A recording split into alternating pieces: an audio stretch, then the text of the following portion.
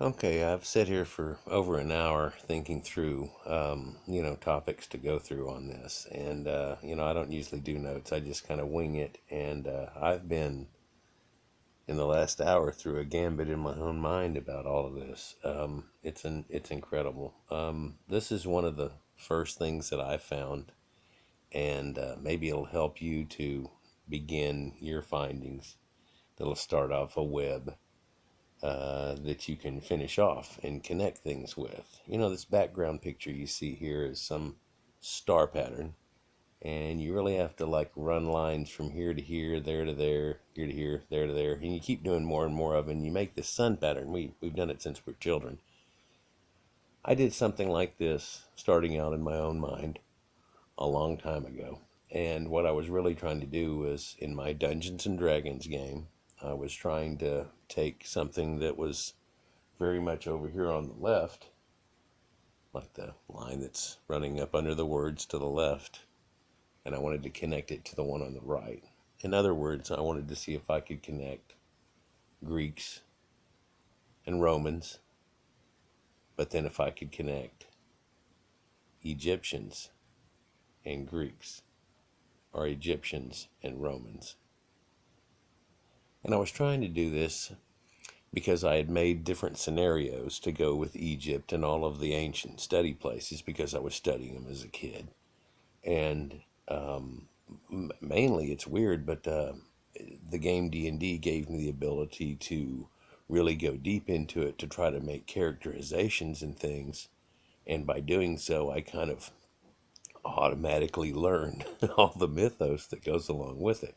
And, now looking back, I'm sure I've forgotten way more than I ever remember about deep stuff I learned about Greek and Roman stuff in the first place. But in doing so, I found that there was attachments from there, and it showed up real quick. There was things where they talked about Kronos, the Phoenician, and I'm like, well, Phoenicia is attached to Egypt, and Egypt had an ancient Babylonian tie. And so let's see if we can attach all this together. And we didn't really have we had the old Babylonian thing figured out in their mythos, but we really didn't have the one that built that, which was the Sumerians. And that was the oldest that I had and found. And I had a Sumerian thing that I had in my Dungeons and Dragons campaigns that we used Conan the Barbarian as its existence, and I had put it at the time of Nanarsin, the moon god, and so there was moon worship going on and things, and I fleshed it out a little bit more. I still remember it distinctly, but we're gonna go. I'm not gonna try to talk about it all, but in doing so, the Sumerians had a mythos that they had that was the start of the world. They had a belief that wasn't just how man had gotten on the planet, which a lot of people had. Everybody had, where they had made them out of clay, and stuff, and so on. And it's odd that clay thing keeps showing up. People have made them out of the dust of the earth or the clay, or and with God's spit or some water and mud and made clay, and then they formed man and then went from there. But we got bones on the inside and everything. It just doesn't.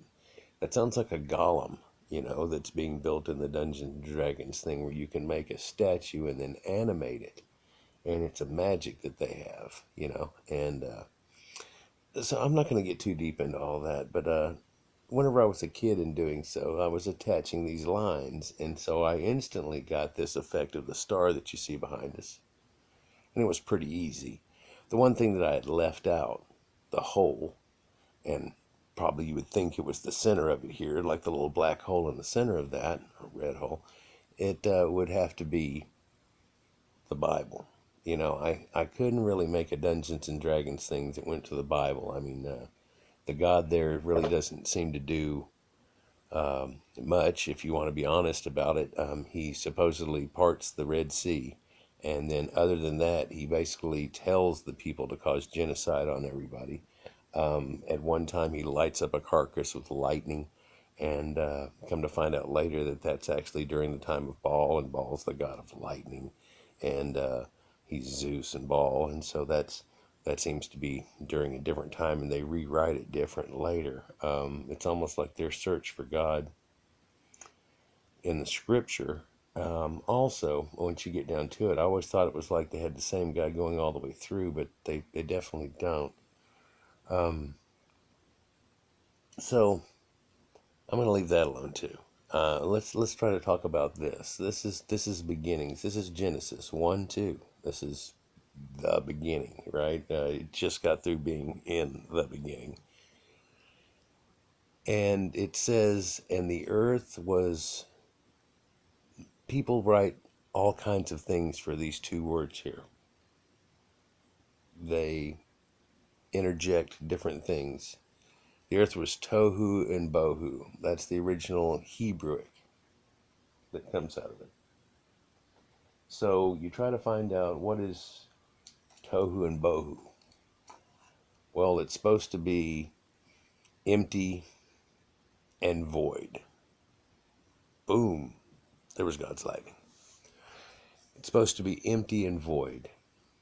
That this Tohu is emptiness and Bohu is void, I'm guessing. And the darkness was upon the face of the deep. So it has a face like a body. And the Spirit of God moved upon the face of the waters. And most of the Bible, no, not most of the Bible. There are portions of the Bible where there are three things being said at one time. And it's the reason that people, whenever they start to get into this, get amazed by the Bible and how it could have been written that long ago, and how there's somehow this threefold, that whenever you look real close at a thread is not just one piece, but it's like intertwined on the same thing that makes up that thread. So this can be taken as one literal piece. You can find things in it that you can go dash, dash, dash, and then you can take a totally different meaning out of parts of this. It's amazing. And I'm not going to run this one long. I'm going to do another video about my search and the web. Look at the one about my web.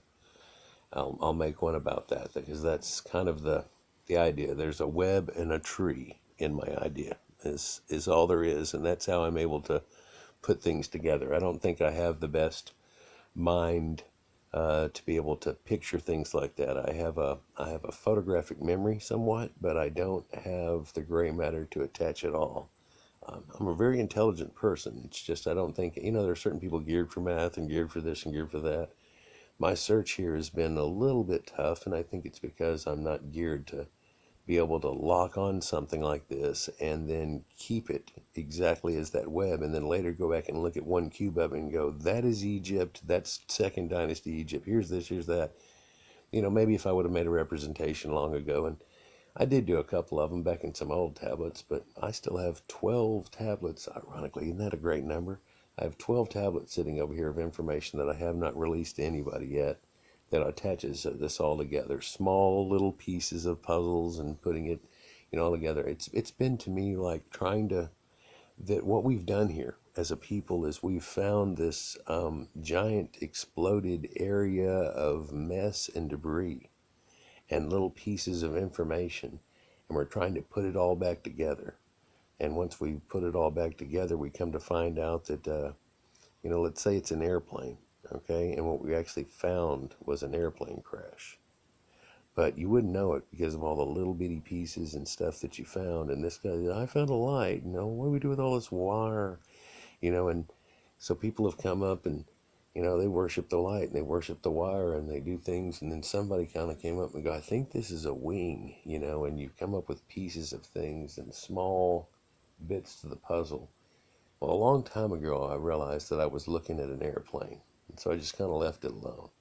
I really didn't continue with this. I'd say this is when I was in my 20s. And really, it seems like every time I went back to like trying to play D&D or doing something like that or having something involved with it, it spurred me to get back into this, because Dungeons and Dragons always has the mythos from ancient ages and folklore and stuff built into it. And every time you see this stuff, wham, it's in your face. I currently play an Xbox game that's called Neverwinter, and we fight Tiamat and Bahamut inside the game. And so what I'm telling you now is that, remember when we were talking just a minute ago about Conan and how they had an ancient mythos? Well, their ancient mythos had dragons in it. And their ancient mythos, of course, the Sumerians and everything were the first people that had information, so it ran around the world, and it's why the world believes in dragons. You know, and I've tried to figure, this dragon thing came and it went back and forth and back and forth, and there's again that threefold truth into things, that as above, so below, and all this type of stuff. That in the stars, they used to have constellations that were two dragons that were built. And I can kind of show that to you, but one of them is the great serpent of old. Okay, and then the other one isn't really that, but it's made out of three other guys that they've turned into others. And if you're familiar with the others, amazingly, now you really can't see the other one. Somebody has to connect the dots. There's a bunch of dots on a paper. You did this when you were a kid and you connect the dots. Sometimes when you were young, you really couldn't even see the picture. Sometimes there'd be enough of the bear or whatever it is there that you'd be like, it's a bear, here's his ears. A lot of times they're cheating and they had the numbers and you just went number to number to number. I wish there was that in this search that I've done. I really wish there was, but there wasn't. And so you ended up having to figure out how they all connect, and if it's really pieces of one big picture, or if it's little pieces that go together, and then people found it, and come to find out that it's a fragmented thing like this airplane. And that's what makes it so hard for people to find out and figure out, and it seems like that the secret to it all has kind of been lost. And as you search for it, you find out that people were trying to destroy information at one time, Library of Alexandria and so on. And whenever they would take over another people and destroy their god, they would destroy their information. And so this really made it tough for us. And I think the one thing that helped us with the Sumerians is that whenever they knocked all their walls down and burnt everything, that the clay tablets that they had put stuff on really just cooked in that heat a little bit and made them a little bit stronger of a brick.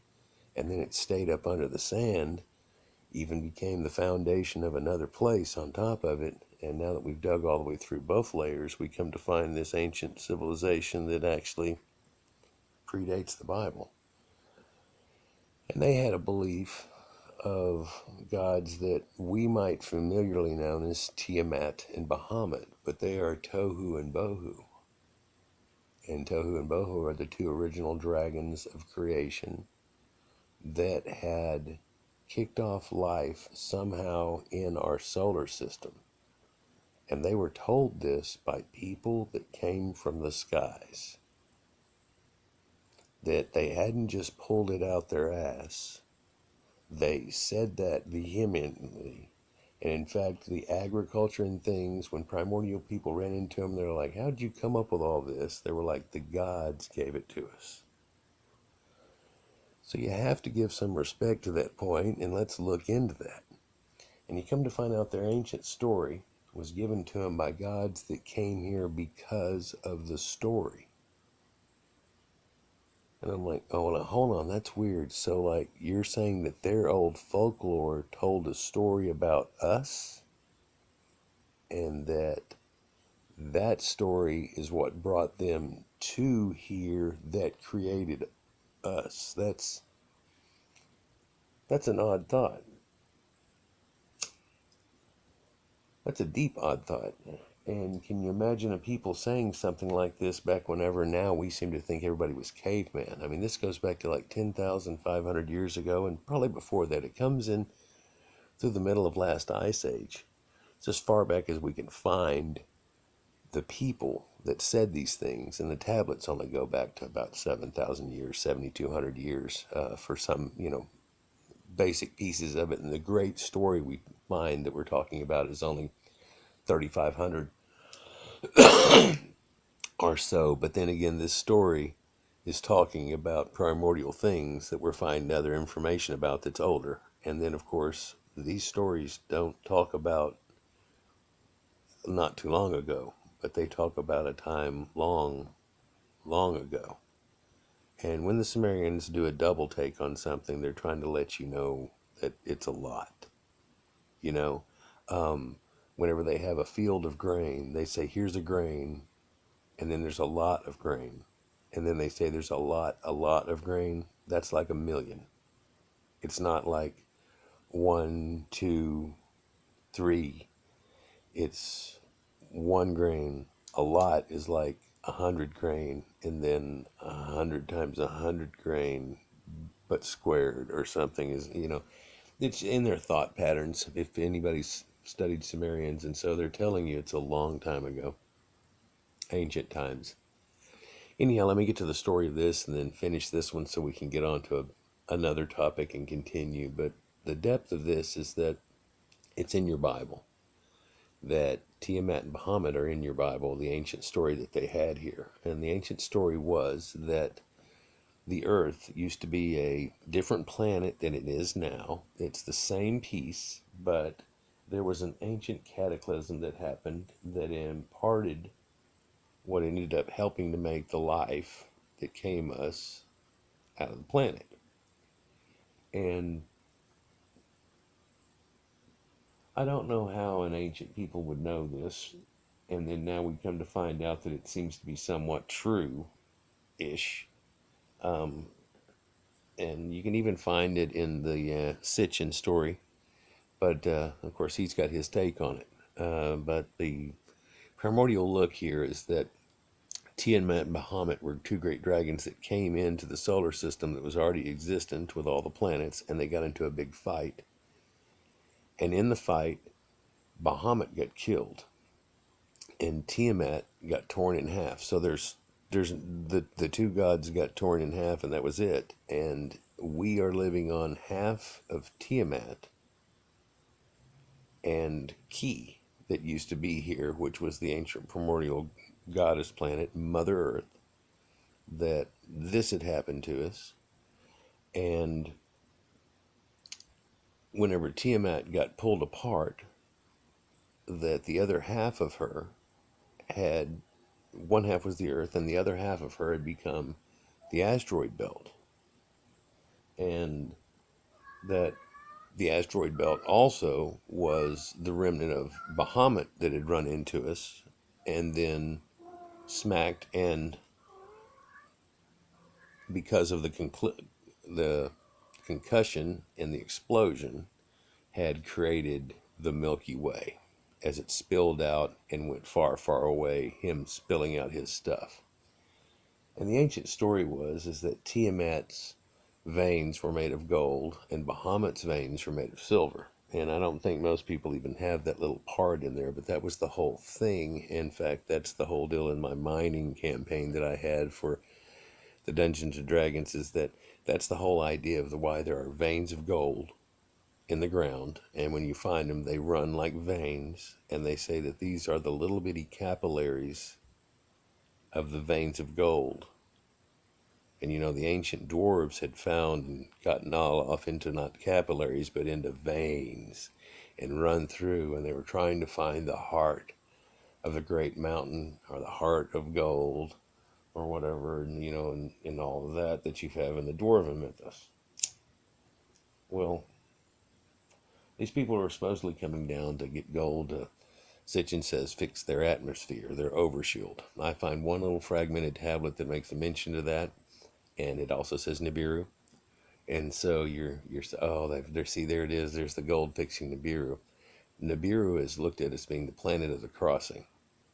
And the way I'm looking at this, because these people looked at these things as being a moving star in the sky. This was one of those wandering stars, just like the planets, but it wasn't. And it was related to them that it wasn't. That this thing was actually on in heaven, and the ship that was heaven, I'm guessing, okay? So the ship they could see, it was like a big enough, if you look real close on your way out in the country, you can actually see satellites go over in the current space station that we've got up there, Mir, and not Mir, but anyhow, you can see the space station go over. And if something was, say, like, oh, I don't know, 30, 40, 50 times that size, it would be easy to see it. Like, oh, I don't know, Starship Enterprise, you could actually probably make it out whenever it was sitting out there at the distance that the space shuttle is at. You could actually make it out. Probably with the naked eye, pretty much. You would be able to, have this little two lines in the back and a line on the bottom and then a round part in the front. There's you would get a shape out of it, definitely. And so it's something that's pretty large and existent and there. And so this is the representation these people are trying to pull off with this great star science and how these stars got in front of each other and did all these things. And it's probably has something to do with their crafts that they came down whenever they finally did. But back to this verse in the Bible, because that's what this is really about. And the earth was Tohu and Bohu. So the earth was, now just read this straightforward, and the earth was Tiamat and Bahamut. And darkness was upon the face of the deep. And who is the face of the deep? Well, Enki is the god of the waters and stuff. So, and darkness was on Enki. Was this when Enlil got kicked? So you can tell that they may have fragments of the idea from before, that it doesn't just go like, real clockwork here, even though they tried to put it together like clockwork. So, and the darkness was upon the face of the deep. So is this whenever Enlil takes over for Enki and he banishes him to the Abzu and the abyss? This is dark, and so darkness was now upon who? Enki, the face of the deep. And the Spirit of God moved on the face of the waters. So, who is God moving on the face of the waters? Well, in the ancient story, we have to go back in time now just a little bit, but Enki had come down and created the land that people started to use. And that's written in the tablets there and stuff. And so this is, and boom, and he had, run irrigation and things out, and it dried up the area that was flooded and made a fertile plain and fixed up the Tigris and Euphrates River. And of course, that's where we think Eden and everything was. So it kind of weirdly goes all together that, like, this is where it all came from. And these people have a different story of where it all came from. And so a big cube and a line in your web would be the fact that it still contains Tiamat and Bahamut, their beliefs, that it shows a falling of Enki somewhat. If you can, you have to read that into it, and I know I'm doing it when I do it, but, and the Spirit of God moved upon the face of the waters. And so, is this, the Spirit of God was looked at as being the four winds, and Enlil was the god of the air. And so, is this, because air is an unseen spirit that moves. I mean, wind moves and you can't see it. You understand this idea? And he was the god of the four winds and the air. But also because of that, he could control storms and clouds because they were in his domain and so on. And birds were allowed to be in his domain. They were the only things that could fly up into his domain. We cannot fly. There's all these ideologies built into these things. But interesting that there's Tiamat and Bahamut that are right there. Let me see if I can, right here at the end of this, I'm going to try to pull up a Tiamat and Bahamut thing for you. Strong's Concordance actually has it listed in there. I just looked it up before going into this. And then I went off in left field in my mind and started thinking about how it goes all the way back to wherever I really started. Are you seriously not going to kick Google for me? There. Tiamat. T-A-A-M-A-T. Tiamat and Bahamut. These are the two primordial gods. And you're going to see that they're all dragons. And they were the dragons that started everything. Now, Tiamat's a seven-headed dragon, and that's looked at as being her planet in the seven moons, and that one of her moons got imparted to us whenever all this cataclysm happened. By the way, tying it back together what I was talking about earlier. And It was her bodyguard, Kingu, and it is the white face that is right here on this picture. Let me pull it up better so you can really see it. It is the white face that is on this picture here. And they put it on here as a white face, but at the time it is supposed to be a gray face like this, and so they put the gray on here too. But she has one for every color, so she's basically the mother of all dragons. And dragons are always seen as the emperors and things, and emperors in China and all this is dragon things, so it all ties together with this. But then she's the race of all the colors of people. So, right? So she's the great goddess mother dragon. And this is white right now, but this is Kingu. And it's where we get the idea of a king from. And this Kingu is said that during the fight that he got killed and got his head cut off. And that he came to rest. His face went pale and came to rest, staring back at the lifeless body of Tiamat forever in reverence to her, like staring at her forever. And nobody gets this. Nobody gets this at all, really. Some people may have now, but that's the moon. So they're imparting the fact of the earth and the waters and everything happening, the kicking, dragon spit, blood, veins of gold, making up the chunk of the planet. We're living on a dead dragon carcass that's mushed into the planet that was here, whatever, like, I don't know if you threw a baseball into like a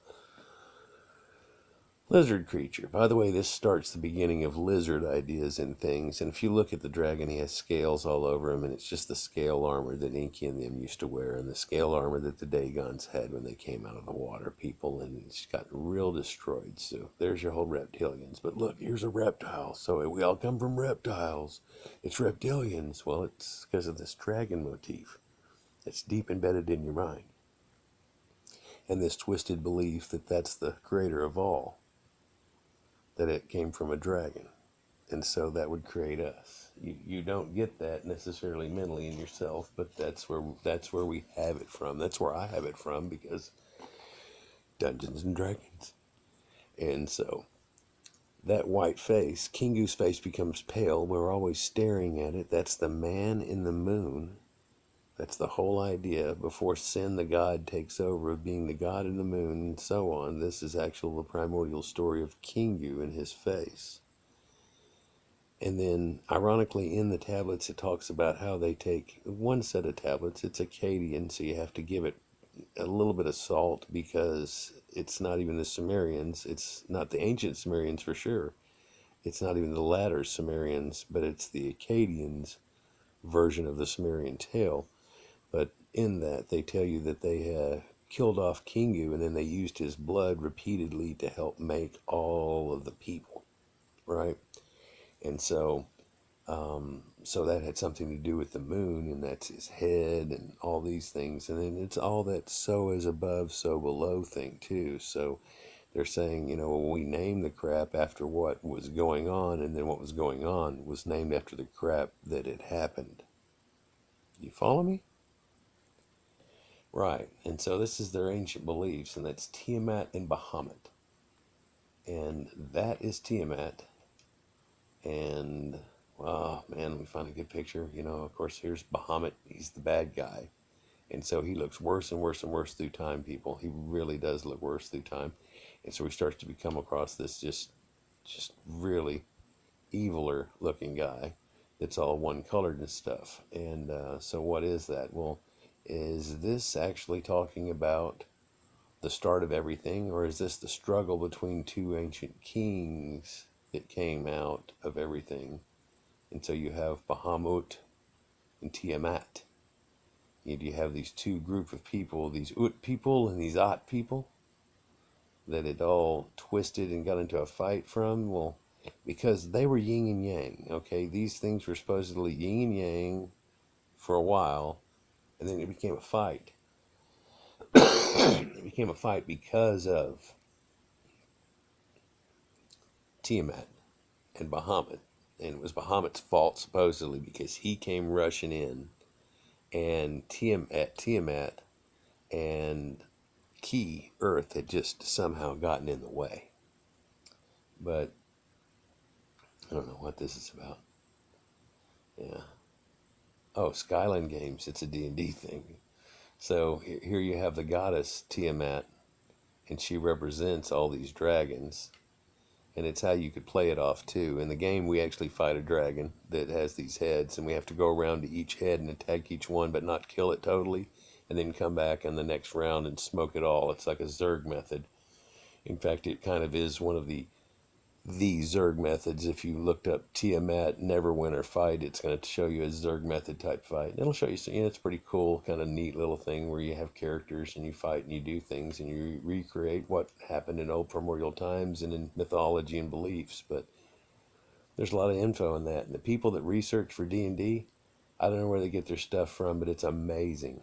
It's amazing. You can go into it deep, and they have, and they've fleshed it out somewhat. You can see that, but the kernel of everything comes from the kernel of where it came from.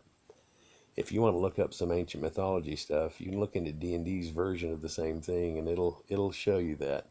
Especially if you study what we know, and then there you can see it inside there and flesh it out. Sometimes you find they have perhaps more information or more insight than even the straightforward guys with one hair wrapped around their head. They're like, Tiamat did this and this, and they're like, here's the way it worked out, because this is what these people felt, and the other people don't have that.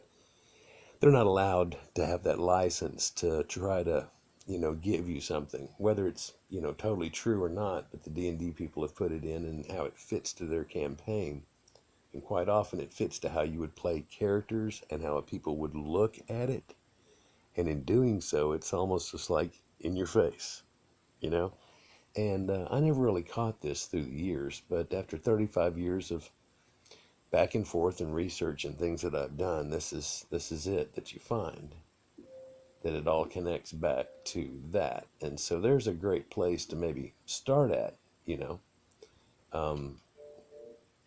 Let me see, here's Neverwinter here, that I had one pulled up. Is it going to pull it? This is trying to find maps. Yeah, this is trying to find maps and stuff and everything out of the game that we play. But yeah, I've got some videos on that too and stuff. I don't have any of me playing the game on here, but I don't know. You get on my Xbox account, you can find them.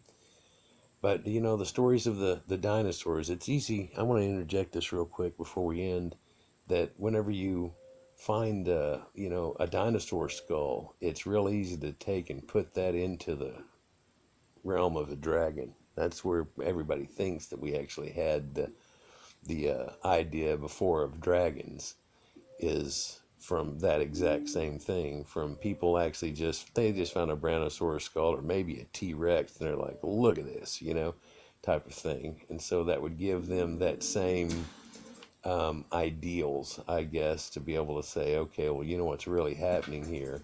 It's got to be this or it's got to be that.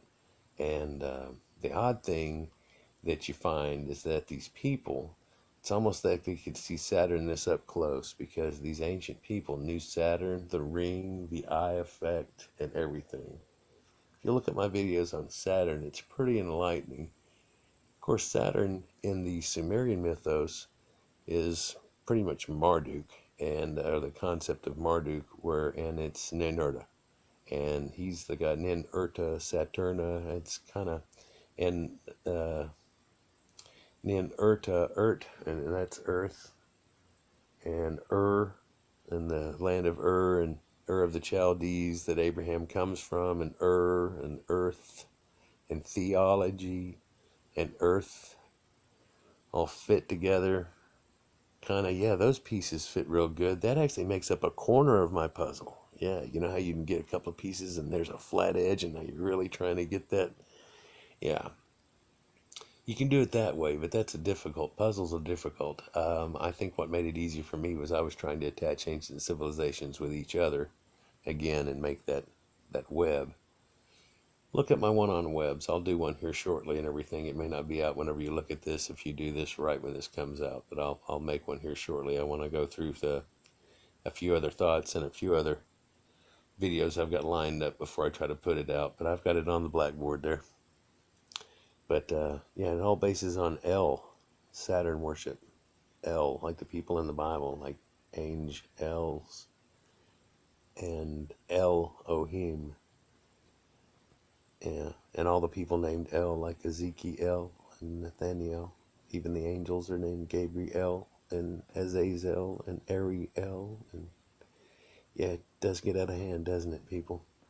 And it's all because of that planet right there and the worship that people used to have it in ancient times. And when you look into it, it gets pretty odd. Peace. Enjoy.